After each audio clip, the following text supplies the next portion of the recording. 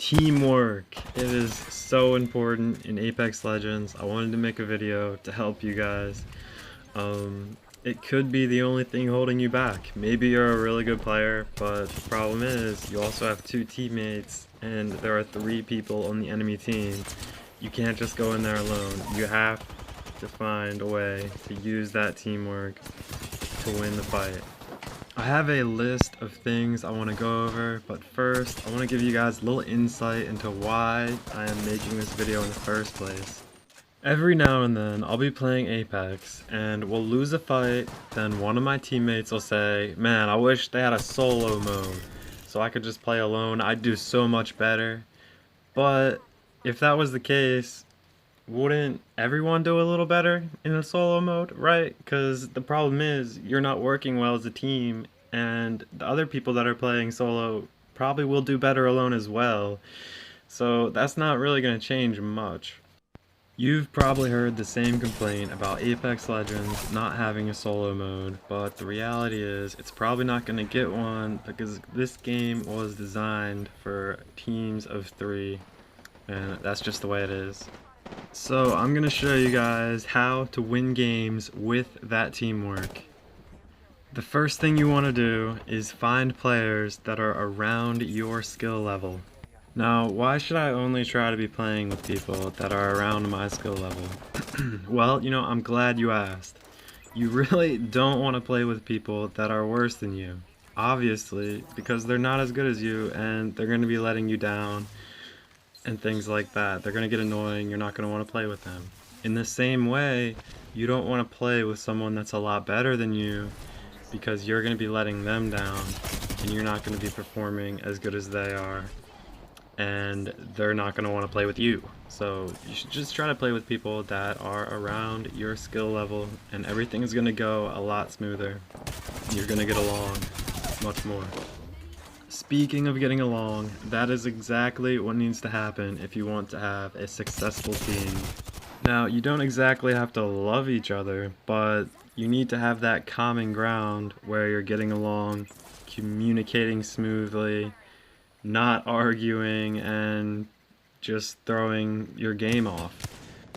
When you find that common ground, that's where you're going to start creating synergy and you're going to start working better and better as a team.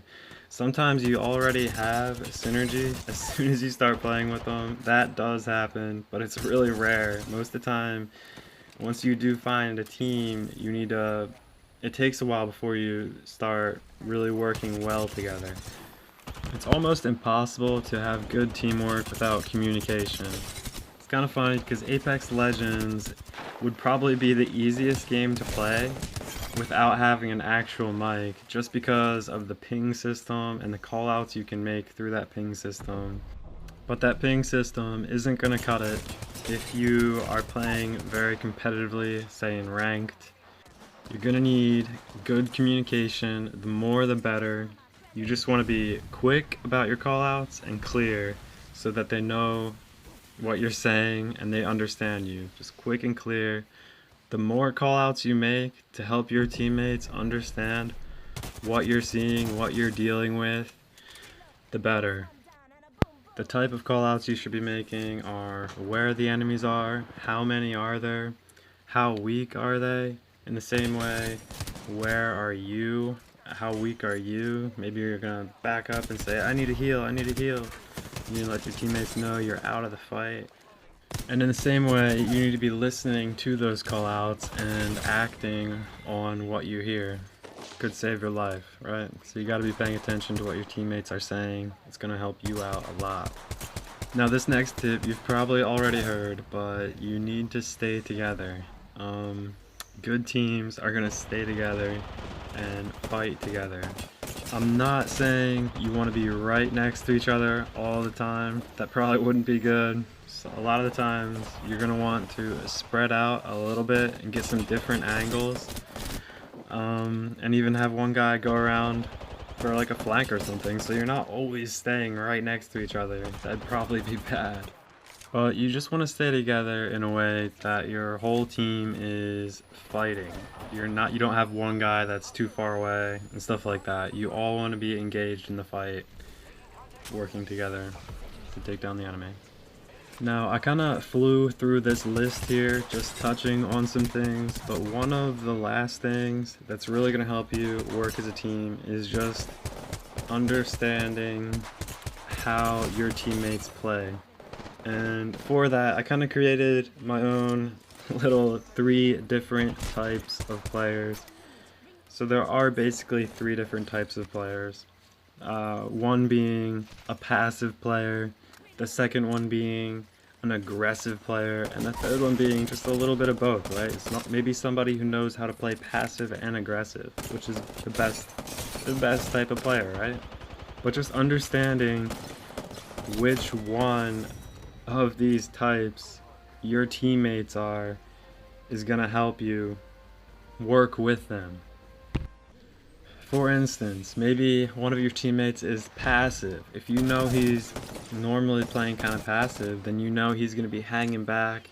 He's not gonna be pushing up too far in the fight. He's probably gonna be shooting at the enemy from a distance most of the time. So if you push up on your own and he's way back there, he might leave you hanging, especially if he doesn't have a good angle to cover you from. Or maybe you have a teammate that plays aggressive. Maybe it's your friend who likes to play Wraith or Pathfinder, and they just like to get in there and grapple out or phase out. Anyway, if you know they're playing aggressive, you can cover them and be ready for them to push in, and just be there for them, have their back, and get a better position to help them. Alright, so let's do a little recap. First, you want to find players that are around your skill level. Second, you and your teammates need to get along. Third is communication. It needs to be quick and clear, and that just goes along with listening, and you need to act on what you hear. That was number 4. And 5, you need to create that synergy. If it's not already there, it's probably not. You need to create it. 6 is stay together. Not too close, remember. Not all the time. And 7, the 3 player types, passive, aggressive, and someone who's both. I always hear people complaining about how hard it is to find good teammates, and the reality is that it doesn't really happen easily. You kind of create good teammates, like I said, by finding players that are around your skill level.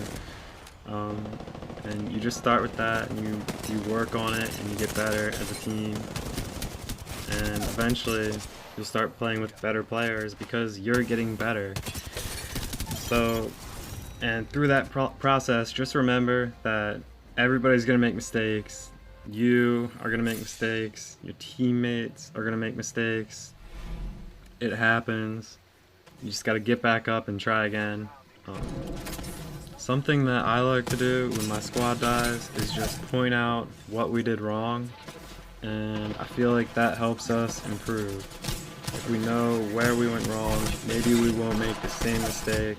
So yeah, that's pretty much it. I do have one more clip for you guys. I ran into a team of 9. It's this clip right here. It was 3 teams all on the same team, so they all teamed up. It was pretty crazy. But guys, if you liked this video, thought it was good, hit that thumbs up button and subscribe if you want to keep getting better at Apex. I really like making these videos, guys. I hope this was helpful. And yeah, I guess that's pretty much it. Catch you guys next time.